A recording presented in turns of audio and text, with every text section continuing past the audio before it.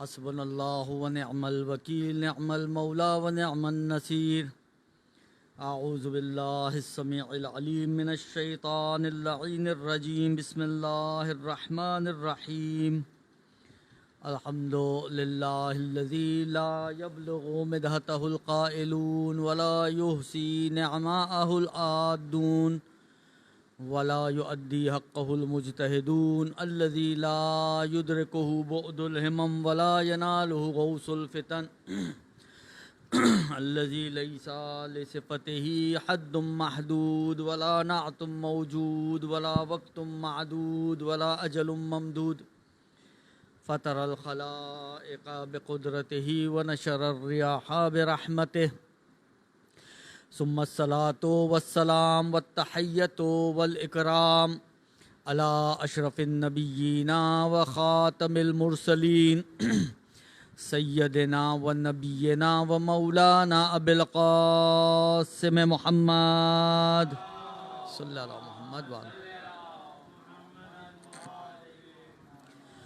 وعلى أهل بيته الطيبين الطاهرين المعصومين المظلومين الذين أذهب الله عنهم الرجس وطهرهم تطهيرا صلى الله عليه وسلم لا سيما على الإمام المنتظر والحجة الثاني عشر ولعنة الدائم على أعدائهم أجمعين من الآن إلى قيام يوم الدين أما بعد فقد قال الله تبارك وتعالى في كتابه الكريم وقوله الحق وهو أصدق القائلين بسم الله الرحمن الرحيم قال ربكم ادعوني استجب لكم ان الذين يستكبرون عن عبادتي سيدخلون جهنم داخرين درود بھیج دیں محمد و آل محمد پر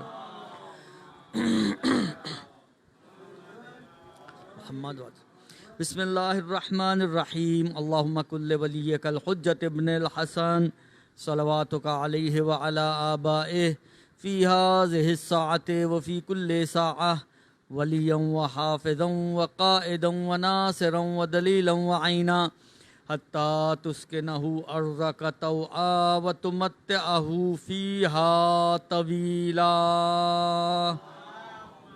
صلی اللہ علیہ محمد وآلہ. عزیزان محترم، اس خمسے کی آج آخری گفتگو ہے جس میں آپ کی خدمت میں کافی تفصیل سے میں نے بینکنگ کے احکام کو بیان کیا. بینک میں پیسہ رکھوانا، بینک سے نفع لینا، بینک سے قرضہ لینا، قرضہ دیتے وقت زیادہ دینا، یہ ساری باتیں جو ہیں بڑی تفصیل کے ساتھ آپ کی خدمت میں نے عرض کی. آج اب بینکنگ کے حوالے سے تو دو باتیں رہ گئی ہیں، وہ آپ کی خدمت میں پیش کرنی ہے. پہلی بات جو ہے وہ اسلامک بینکنگ کی ہے.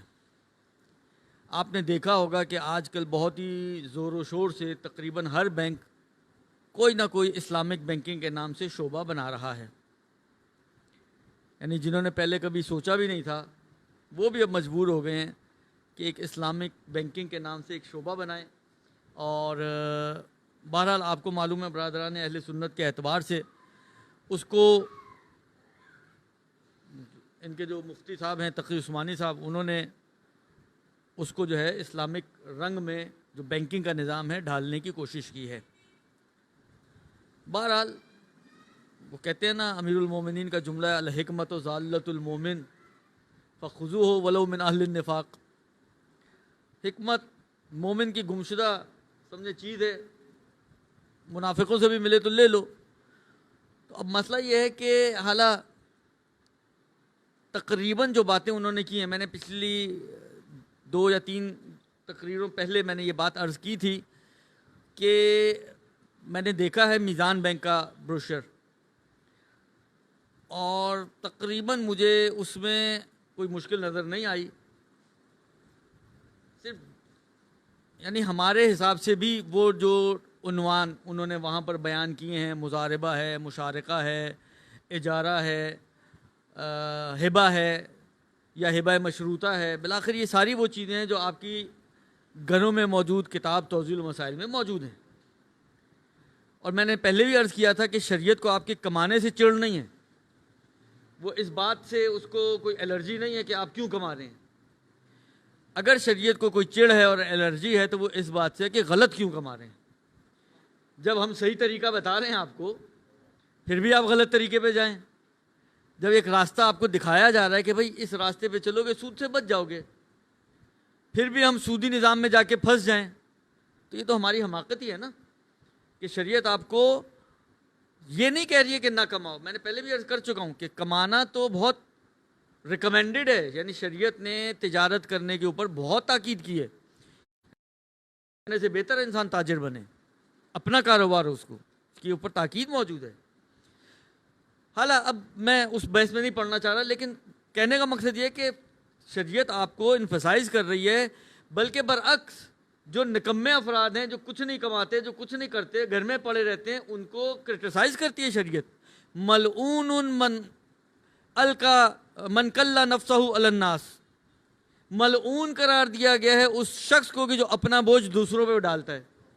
اپنا بوجھ دوسروں پر ڈالنے سے مراد یہ نہیں کہ دوسروں کے سہارے پر چل رہا ہے، اپنا بوجھ دوسروں پہ ڈالتا ہے. اس روایت کی جو تشریحات علماء نے اور بزرگان نے بیان کی، اس کو اگر آپ دیکھیں تو یہ اسی مورد سے ہے کہ مثلا وہ یہ پسند کرتا ہے یا یہ چاہتا ہے کہ دوسرے اس کا خرچہ دیں.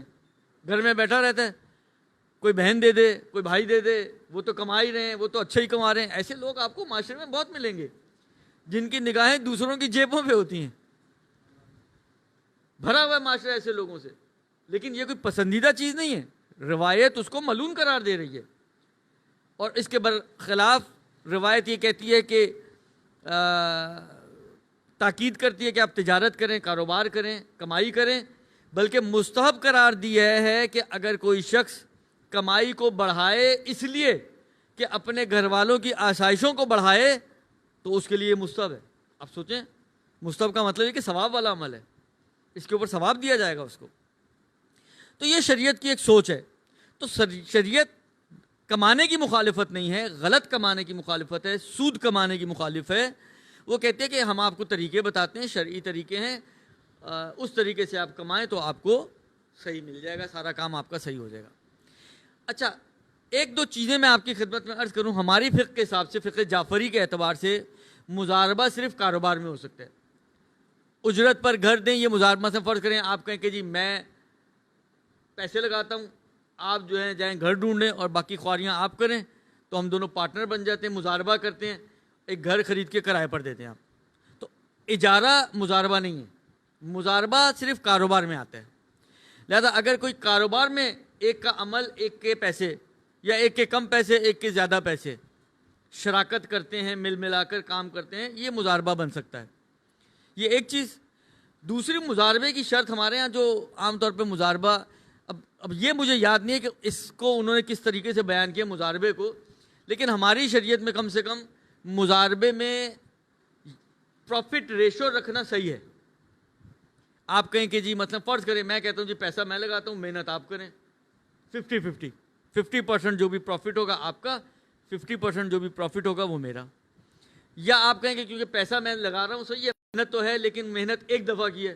ایک دفعہ فرض کریں آپ نے دکان اور سیٹ اپ بنا لیے تو پھر وہ اتنی محنت تو نہیں ہے بھاگ دوڑ والی. تو ہم ایک کام کرتے ہیں، 70% میں جو پیسہ لگا رہا ہوں میرا، اور 30% جو آپ محنت کر رہے ہیں آپ کا، پروفٹ کا. اچھا، ہمارے ہاں جو رائج ہے، مثلا جو آپ بینکوں میں جا کے رکھواتے ہیں، وہ کیا کہتے ہیں؟ وہ کہتے ہیں جو پیسہ آپ رکھوا رہے ہوتے ہیں وہ اس کے اوپر ریشو دے رہے ہوتے ہیں. مثلا لاکھ پہ 6%، لاکھ پہ 7%. یہ غلط ہے، یہ مضاربہ نہیں بنا. مضاربے میں ریشو صحیح ہے لیکن پروفٹ کا ریشو ہونا چاہیے. پروفٹ کا آدھا، پروفٹ کا 40%، پروفٹ کا 30%، پروفٹ کا 20%، پروفٹ کا ریشو طے ہو تو وہ مضاربہ بنتا ہے. لہذا یہ ایک ضرورت ہے کہ اس کے اوپر توجہ کی جائے کہ جب آپ اسلامک بینکنگ میں جاتے ہیں تو اگر وہ مضاربے کی ٹرمز پہ آپ کو لے کے جاتے ہیں تو وہ کس طرح سے آپ کے ساتھ ڈیلنگ کرتے ہیں، اس کو توجہ کرنے کی ضرورت ہے. اچھا، جو اسلامک بینکنگ کا نظام ہے وہ لون کے اوپر نہیں ہوتا.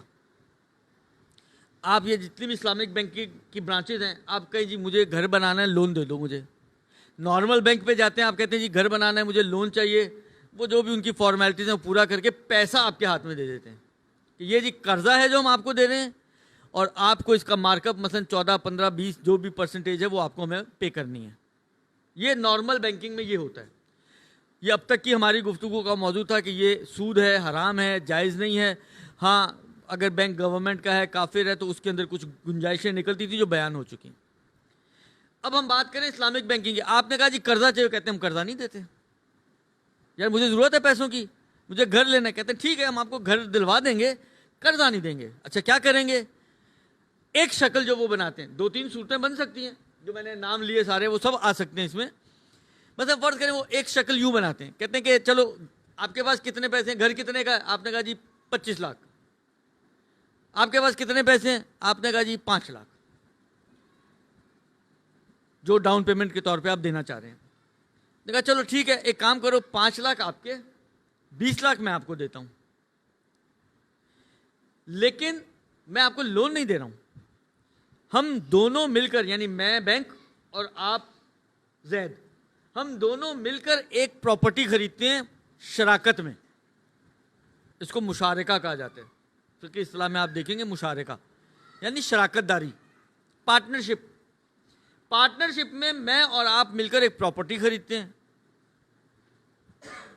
پھر بعد میں اپنا شیئر تمہیں بیچ دوں گا،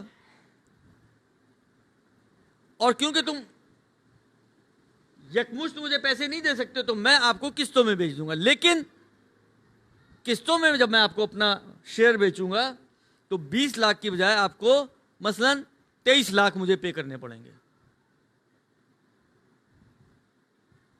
20 لاکھ کی بجائے مجھے 23 لاکھ آپ کو پے کرنے پڑیں گے. اچھا یہ آپ جا کے توضیع مسائل کھولیے گا کاروبار کے احکام میں، وہاں پر یہ لکھا ہوا ہے کہ ایک چیز کی نقداً ایک قیمت ہو اور قسطوں پر اس کی قیمت دوسری ہو، اس میں کوئی حرج نہیں، یہ جائز ہے. مثلا فرض کریں یہ موبائل میں ویسے نقداً لینے جاؤں، اس نے کہا جی 10,000 روپے کا، اور میں نے کہا یار 10,000 تو نہیں ہے میرے پاس، قسطیں باندھ دو مجھے. نے کہا ٹھیک ہے 12,000 میں دوں گا، 1,000 روپے کی ہر مہینے کی قسط تم دے دو، 12 مہینے 12,000. تو یہ جائز ہے. شریعت کی نگاہ میں شرعی طور پر قسطی اور کیش پیمنٹ کے اندر فرق ہو جائے تو اس میں کوئی حرج نہیں، یہ جائز ہے. یہی کام یہ شخص ہمارے ساتھ کر رہا ہے. کہہ رہے دیکھو یہ مثلا فرض کرو گھر ہے، اللہ آپ ایک مثال بنائیں، 100 میٹر رقبے کا گھر، ریشو کیا تھا؟ 5 لاکھ اس کا، 20 لاکھ میرا، یعنی 5واں حصہ اس کا اور 4 حصے میرے. یعنی اس 100 میٹر میں سے 80 میٹر کا گھر میرا اور 20 میٹر کا گھر اس شریک کا. وہ کہتا ہے میں اپنے 80 میٹر کا گھر تمہیں بیچتا ہوں، اور اس کی ہم ڈیلنگ ایسے کرتے ہیں کہ یہ 20 لاکھ میں مجھے پڑا ہے، میں تمہیں 23 لاکھ میں دوں گا قسطوں پر، تم مہینے کی اتنی قسطیں مجھے دے دو. یہی کام اگر آپ اس سے 20 لاکھ لون لے کر کرتے، وہ کہتا ہے جی یہ لو لون، اور مجھے دیتے وقت 23 لاکھ واپس کرنا حرام تھا، سود تھا، گناہ کبیرہ تھا. لیکن وہی کام اس نے کیا کیا؟ سود نہیں، قرضہ نہیں دیا مجھے، میرے ساتھ مل کر پارٹنرشپ میں گھر خریدا اور اپنا شیئر مجھے قسطوں میں بیچ دیا. اچھا یہ تو بینک کا ہماری بات چل رہی ہے، اس لیے میں بینک کی مثال دے رہا ہوں. یہ آپ عام زندگی میں بھی یہ کام کر سکتے ہیں. اس کی میں چھوٹے لیول کی ایک مثال دیتا ہوں، وہ بڑے لیول پہ میں نہ جاؤں. مطلب فرض کریں آپ کو 25,000 قرضہ چاہیے، میرے پاس پڑے ہوئے ہیں، لیکن میں چاہتا ہوں کہ 25,000 کے مجھے کم سے کم 25 کے 25، 26 نہیں، 27 نہیں، 50 نہیں، تو کم سے کم 30,000 تو ملے. تو میں آپ سے کچھ پیسے لینا چاہتا ہوں، 25,000 دے کر 30,000 لینا چاہتا ہوں. وہاں پہ بھی ہم یہ کر سکتے ہیں. ہم کہتے ہیں کہ چلو ہم 30,000 میں ایک گلاس خریدتے ہیں مل کر، 5,000 تمہارے، 25,000 میرے، 30,000 میں ہم نے ایک گلاس خرید لیا. بعد میں اپنا شیئر جو گلاس کا بنتا ہے وہ تمہیں 35,000 میں بیچ دیتا ہوں. تو یہ ہم چھوٹے پیمانے پہ بھی یہ کام کر سکتے ہیں، بڑے پیمانے پہ بھی کام کر سکتے ہیں کہ ہم بجائے اس کے کہ لون ایگریمنٹ بنائیں، ہم اس کو پارٹنرشپ ایگریمنٹ میں لے جائیں، اور پارٹنرشپ کے بعد اپنے شیئر کو سامنے والے کو آپ قسطوں میں زیادہ قیمت پر، یعنی جو بھی آپ کے ذہن میں کہ اتنا مجھے پروفٹ کمانا ہے اس کو ڈال کر اس کو بولو اتنی قیمت ہوگی اس کی، قسطوں میں تم مجھے دے دینا، مثلا 50,000 مہینے کی قسط کر کے دیتے رہو. اس میں کوئی مشکل نہیں ہے، شرعی طور پر بالکل ٹھیک ہے. ایک یہ مشارکے کی صورت بنتی ہے. دوسری صورت یہ بنتی ہے کہ وہ کہتے ہیں چلیں میں اپنا شیئر، مثلا یہ پورا گھر ہے نا، آپ وہ کہے جی 20% آپ کا ہے 80% میرا ہے، تو میں رہوں گا، تو آپ تو نہیں رہ سکتے اس کے ساتھ، پرائیویسی آپ کی ڈسٹرب ہوتی ہے. آپ نے کہا چلو تم ایک کام کرو اپنا حصہ بھی مجھے کرائے پر دے دو. وہ کہتے ہیں ٹھیک ہے میں اپنا شیئر تمہیں کرائے پر دے دیتا ہوں. تو جو اس نے آپ سے کمانا ہوتا ہے وہ کرائے کے مد میں آپ سے لے لے گا، اور ایٹ دا اینڈ یا تو آخری جو کرایہ ہوگا اس پہ اپنا شیئر جو ہے آپ کو بیچ دے گا، بجائے اس کے کہ آخری کرایہ وہ کہے گا ٹھیک ہے ولو میرا حصہ جو ہے وہ فرض کریں 20 لاکھ کا بنتا تھا، اب آخری قسط 50,000 کی بچی ہے، یہ میں 20 لاکھ کا گھر تمہیں 50,000 میں بیچتا ہوں. مشکل تو نہیں ہے نا، میں اپنی قیمتی چیز آپ کو کم داموں میں بیچ دوں دونوں کی رضامندی سے، تو کیا مشکل ہے؟ کوئی مشکل نہیں ہے. لہذا یہ بھی صورتحال صحیح ہو جاتی ہے. اسی طرح ہبہ ہے، اور اسی طرح اور جو دوسرے اس کے شرعی عناوین ہیں وہ سب کے سب، یعنی جتنے بھی اسلامک بینکنگ ہے وہ انہی چیزوں پہ بیس کر رہی ہے. یا آپ کے ساتھ مشارکہ کرے گی، یا آپ کے ساتھ مشارکے کے بعد اجارہ کرے گی، یا بے کرے گی، یا آپ کے ساتھ جو ہے وہ مضاربہ بنائے گی، کوئی نہ کوئی شرعی ایگریمنٹ بنا کر ایٹ دا اینڈ وہ خلاصہ آپ کے حوالے کر دے گی پراپرٹی. اس کے پیسے اس کو مل گئے، آپ کا کام بھی ہو گیا، اس کا کام بھی ہو گیا، قرض بھی نہیں لینا پڑا، سود میں بھی نہیں مبتلا ہونا پڑا، زیادہ اس کو بھی مل گیا، بالآخر دونوں کے مسئلے حل ہو گئے، اور دونوں بغیر حرام میں مبتلا ہوئے اپنے مسئلوں کو دونوں نے حل کر لیا.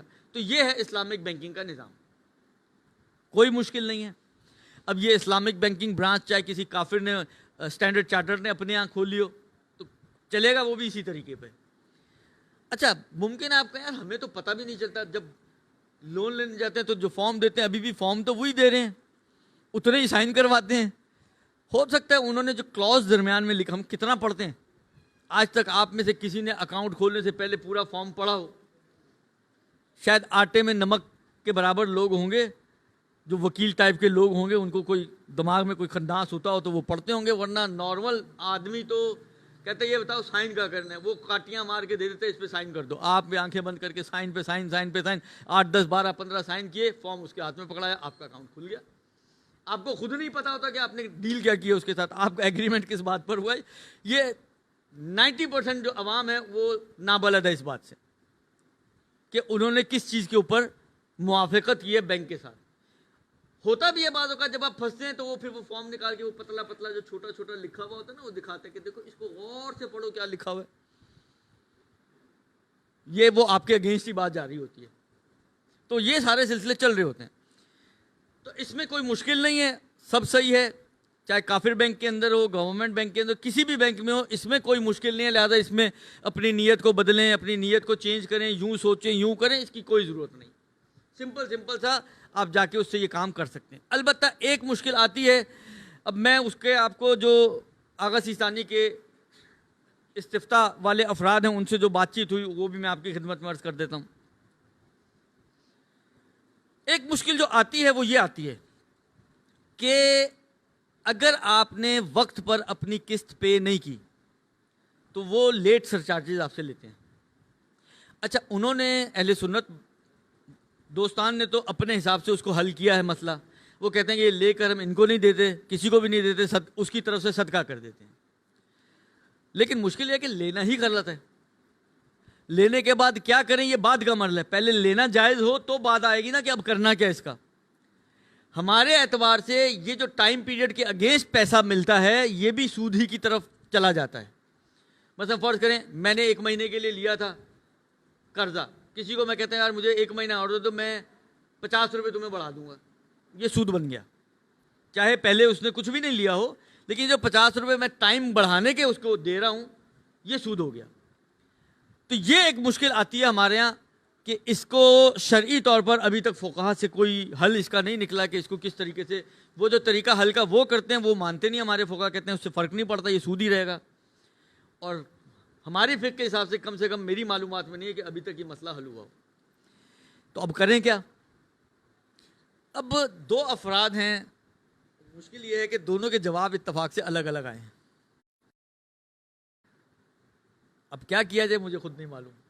علمی اعتبار سے تو دونوں کے مسئلے پر عمل نہیں ہو سکتا. اس کا آسان حل یہ ہے کہ ایک دفعہ آپ لوگ sistani.org اس پر ایک سوال ڈال دیں. آپ لوگ, میں سب کو بولوں گا سب ڈال دیں, آج کل تو نیٹ کا زمانہ ہے, سب کرتے ہوں گے استعمال.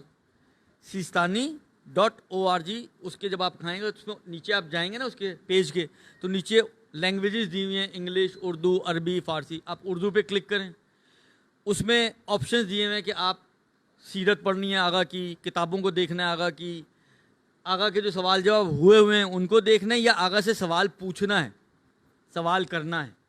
تو سوال کرنے یا پوچھنے والے آپشن میں جائیں, ایک پیج کھلے گا, اس پیج کو فل کریں, اپنا سوال اردو زبان میں اس پہ ٹائپ کر دیں. لیکن ٹائپ ایسے کریں کہ تصویر بالکل کلیئر ہو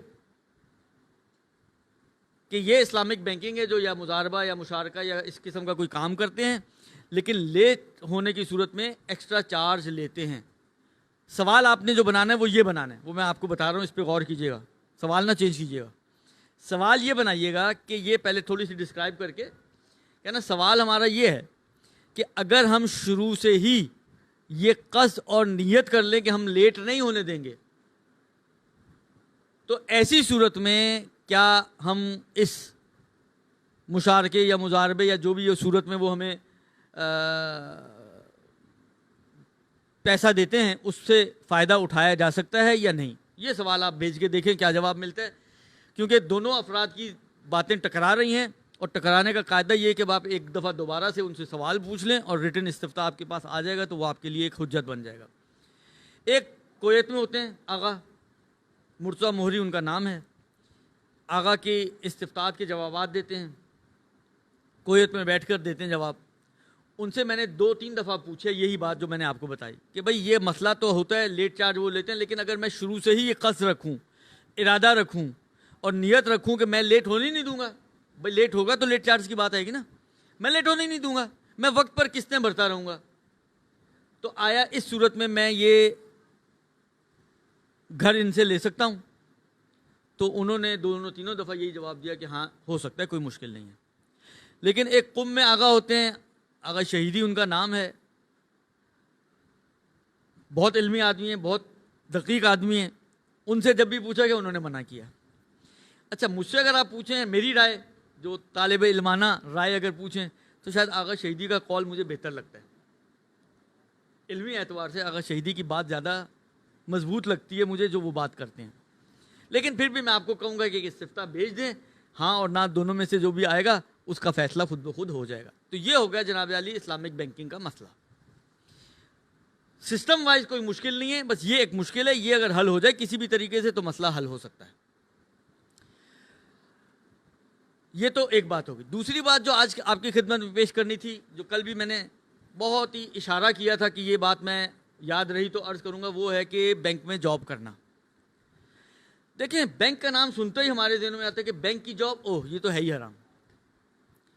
بینک کی جاب نام آتے ہی خود بخود ہمارے دماغ میں جو احکام دین کے معلومات موجود ہے, حرام والی چراغ اور بتیاں جو ہیں وہ جلنا شروع ہو جاتی ہیں, اور ہم سمجھتے ہیں کہ بینک کی نوکری حرام ہے, جبکہ ایسا نہیں ہے.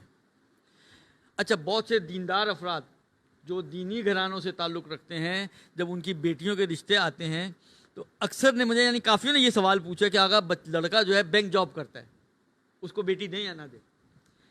پوچھنے کی وجہ کیا ہے؟ وجہ وہی ہے کہ ذہن میں یہ ہے کہ وہ تو حرام نوکری ہے, کمائی اس کی حرام ہے, تو ایسے شخص کو لڑکی دینی چاہیے یا نہیں دینی چاہیے. باقی سب کچھ اوکے, بس جاب اس کی بینک کی ہے. تو ان کو بھی میں یہی سمجھاتا ہوں کہ دیکھیں بینک کی ہر نوکری تو حرام نہیں ہے. بینک کی وہ نوکری کہ جس میں آپ کو سود سے ریلیٹڈ کوئی بھی کام کرنا پڑے, لینا دینا, حساب کتاب, لکھت پڑھت, وہ سب نوکریاں حرام ہیں. لیکن اگر بینک میں کوئی ایسا شعبہ ہو جس میں آپ کو سود وود لینے کا کوئی تعلق نہیں ہے, اب آپ یہ کہیں کہ جی یہ کون سے شعبے ہیں, تو یہ میری معلومات اتنی زیادہ نہیں ہے بینکنگ کے حوالے سے, لیکن جو لوگوں نے بعض اوقات پوچھا ہے اس سے جو مجھے اندازہ ہوتا ہے, مثلا فرض کریں جو اے ٹی ایم کارڈ بنانے والا شعبہ ہے, جو اس اے ٹی ایم کارڈ کو بناتا ہے, یا ڈیبٹ کارڈ اور کریڈٹ کارڈ جو بناتا ہے, تو کارڈ بنانے میں تو سود لینا دینا نہیں نا, وہ تو سود لینے دینا کا جو کارڈ لے گا وہ کارڈ ہولڈر کا مسئلہ ہے. آپ تو کارڈ بنانے والے شعبے سے تعلق رکھتے ہیں, ایشو کرنے والے شعبے سے تعلق رکھتے ہیں, یا جو یوٹیلیٹیز پہ بیٹھے ہوئے ہوتے ہیں ان کا سود سے کوئی تعلق نہیں ہے. وہ تو بل لے رہے ہیں, بل دے رہے ہیں, بل لے. یا اسی طرح کے بعض اوقات بعض اور لوگوں نے سوالات پوچھے, مجھے سارے شعبوں کے نام تو یاد نہیں ہے, لیکن کئی ایسے شعبے مجھے ایسا محسوس ہوا بینک میں موجود ہیں کہ جن میں سود سے آپ کا کوئی تعلق نہیں ہوتا.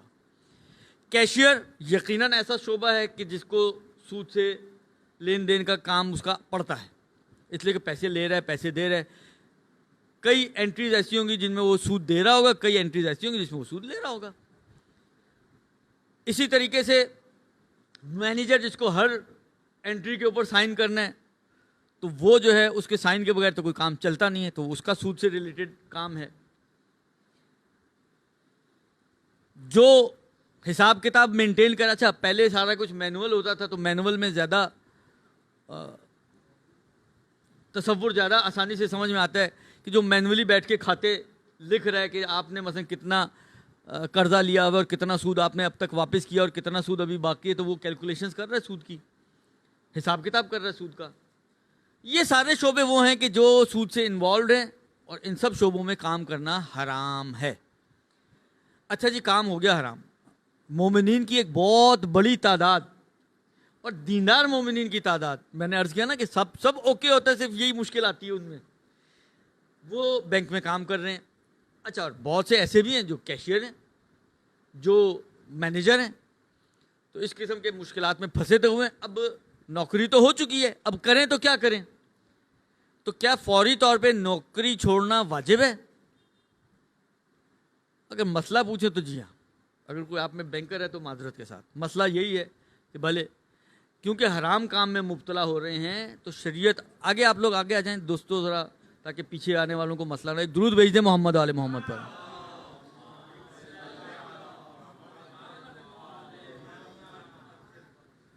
تو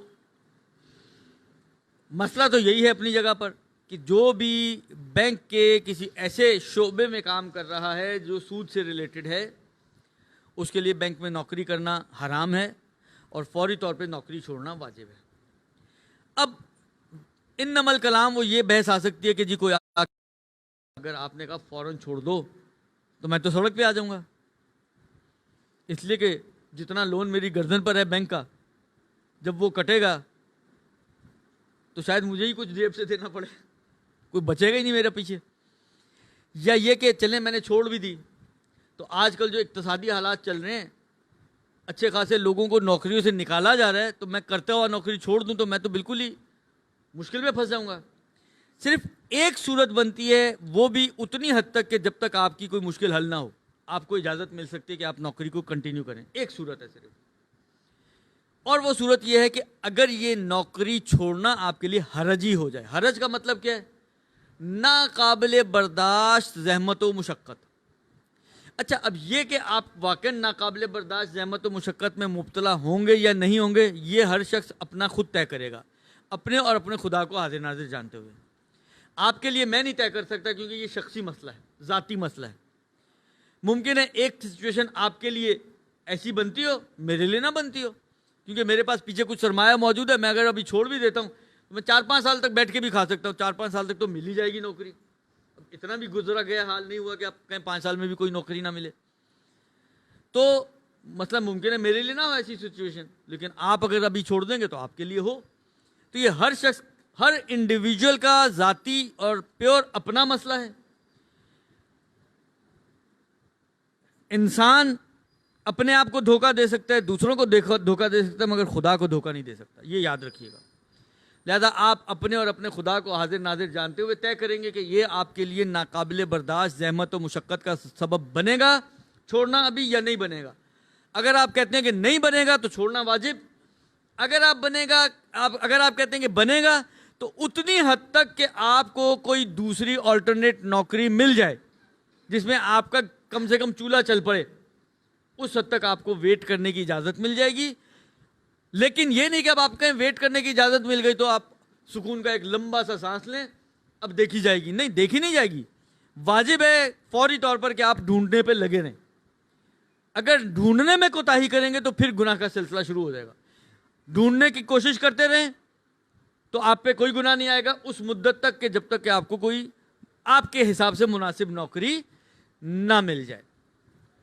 بس بینک کی نوکری یا اگر آپ ٹرانسفر کرا سکتے ہیں تو کسی دوسرے شعبے میں جہاں پہ کوئی سودی کام نہیں ہوتا اس شعبے میں جا کے آپ اپنی ٹرانسفر لے لیں اگر ہو سکتا ہے تو کم سے کم آپ کو یہ مشکل ہو جائے گی. اچھا یہاں تک کا تو مسئلہ بتا دیا میں نے جاب کرنے کا مسئلہ بھی کیا ہے. اب تنخواہ کا کیا ہوگا؟ آغا سیستانی ہے, شاید میں نے پہلے بھی اشارہ کیا تھا, آغا سیستانی فرماتے ہیں کہ سودی کام کے اگینسٹ میں, کیونکہ ان کا اختیار تو گورنمنٹ بینکوں کے اندر چلتا ہے نا, جو میں پہلے بیان کر چکا ہوں مجہول المال کے اعتبار سے, اور یہ میں پہلے بھی نقل کر چکا ہوں. انہوں نے کہا کہ میں جو جائز کام کے اگینسٹ آپ کو تنخواہ ملے گی اس کی میں آپ کو اجازت دے دیتا ہوں, لیکن جو حرام کام کے اگینسٹ آپ کو تنخواہ ملے گی اس کو لینے کی میری کوئی اجازت نہیں ہے, میں آپ کو اس کی اجازت نہیں دیتا. لہذا اتنی تنخواہ آپ وڈرا نہیں کرا سکتے.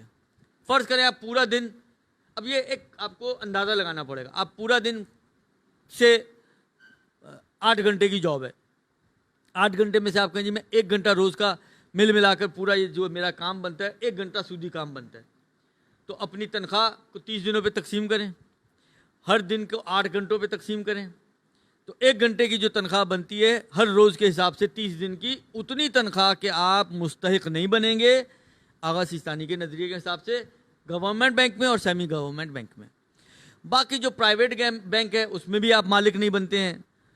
کافر بینک میں بھی صرف وہی ایک گنجائش بنتی ہے کہ آپ کافر کے مال کی نیت کر لیں تو شاید جائز ہو جائے, ورنہ سود تو آپ سودی کام کے اگینسٹ پیسے وہاں پہ بھی لینا ذرا مشکل ہے, لیکن کافر کے مال کی نیت سے اگر آپ لے لیں تو یہ ایک گنجائش بظاہر کافر بینک میں نکل سکتی ہے.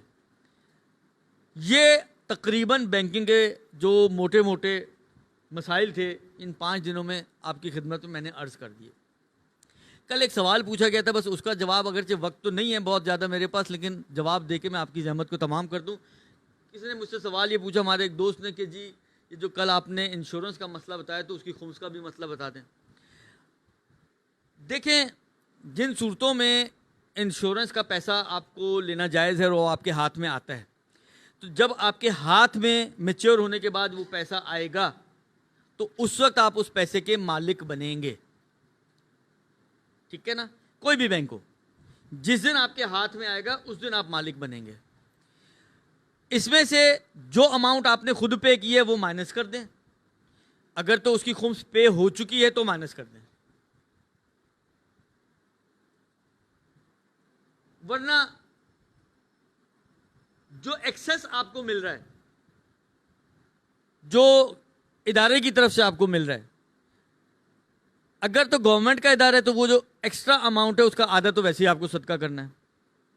باقی جو آدھا بچا, اب اگلی جو ڈیٹ خمس کی آئے گی, پرائیویٹ ادارہ ہے تو پوری کی پوری اماؤنٹ جب اگلی ڈیٹ خمس کی آئے گی, کافر ادارہ ہے تو پوری کی پوری اماؤنٹ جب اگلی جو ایکسیس اماؤنٹ ہے جب اگلی ڈیٹ آپ کی خمس کی آئے گی پچھلی سے گزرنے کے بعد, تو اس ڈیٹ پر جتنا بھی پیسہ آپ کے ہاتھ میں بچا ہوگا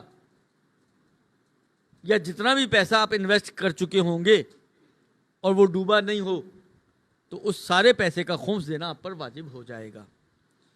یہ بہت مختصراً میں آپ کی خدمت میں انشورنس کے پیسے کی خمس کا مسئلہ عرض کر دیا. ایک درود بھیج دیں محمد